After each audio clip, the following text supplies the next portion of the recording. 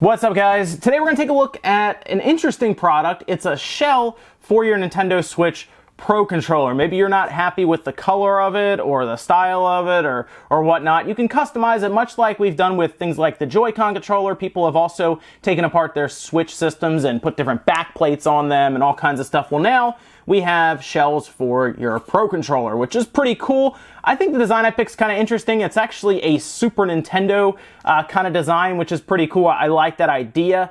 I think it also comes with buttons inside. I'm not sure if they're rainbow or... Oh, nope, I think they are the same color scheme as the Super Nintendo, where it's like that purple, dark purple and light purple for the buttons. So that's actually kind of neat. That's one of the reasons I picked this. It looks so cool in the pictures. It's like a Super Nintendo controller. So I also picked up a new Switch Pro controller to do this to, so I don't do it to my my Xenoblade Chronicles controller, because I like the look of that already, and I thought it'd be fun to dress one of these up. And I don't mind getting a new one since I have all these friends coming over all the time to play games with, so, you know, get them a new controller, you know, right, guys?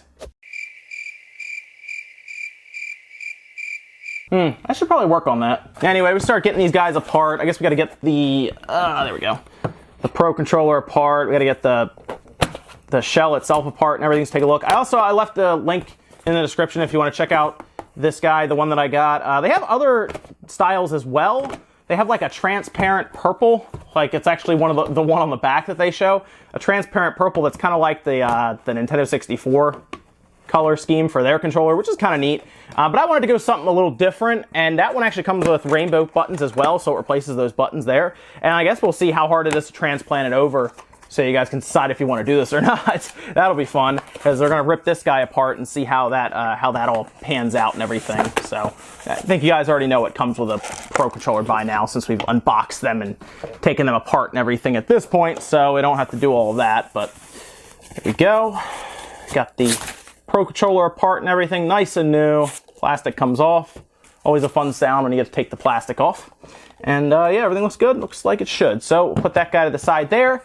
And let's get into the shell and see what we got in this guy here. Let's see. Okay, yeah, it's pretty standard here. There's nothing fancy going on. It's the shell in 4 pieces, because of course you need those for the bottom parts of the Pro Controller, of course, the first things that actually come on, so that's like the easiest thing to change. People should just sell these, because these are just the easiest things in the world to change. And sometimes people might just want to change these to like make these red or blue or something like that. If they start selling these, maybe they do. It's the easiest thing in the world to change. You'll see that here in a minute, since we'll do that. But yeah, some buttons, that's about it. There's not a ton going on in here. As for how the plastic feels, it feels all right. It's a matte finish, so it's not like very glossy or anything.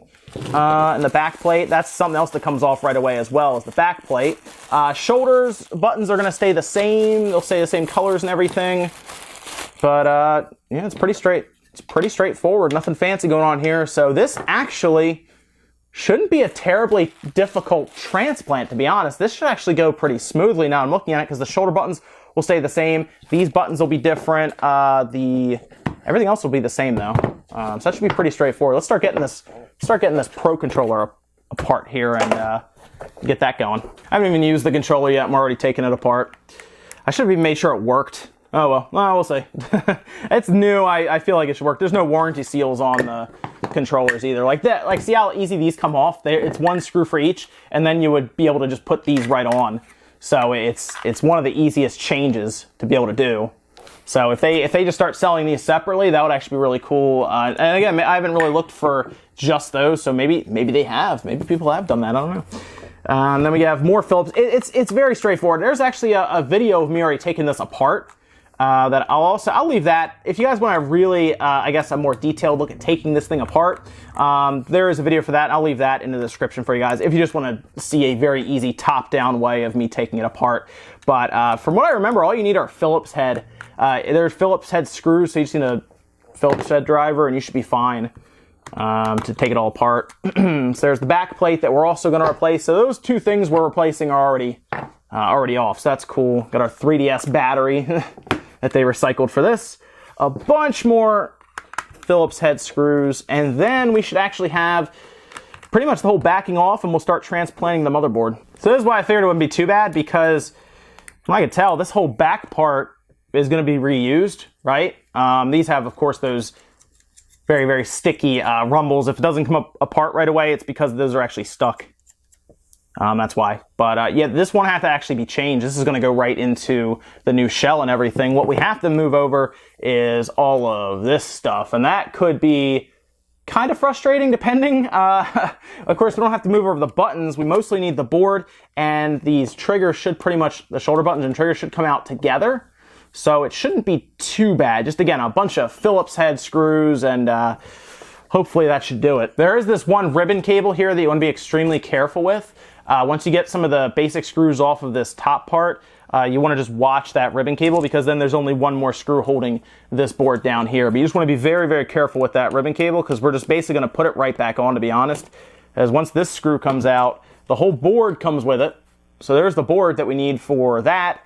And we're actually almost done. We can start populating our Super Nintendo shell now, because there's nothing else really to take apart. So I gotta be honest, this is a pretty easy change. This really is not bad. I think this is gonna take me maybe 10 minutes of actual time to get this going, to get this all together. So that's pretty good, I think. The buttons are set up to go in a certain way. They have like these guides kind of poking out for you to put them in just right. So you don't even have to remember if the light purple goes on the top or the bottom. It's literally just set up to go in one way. So you just kind of line them up, and that's it. I gotta say, this has actually been pretty easy at this point.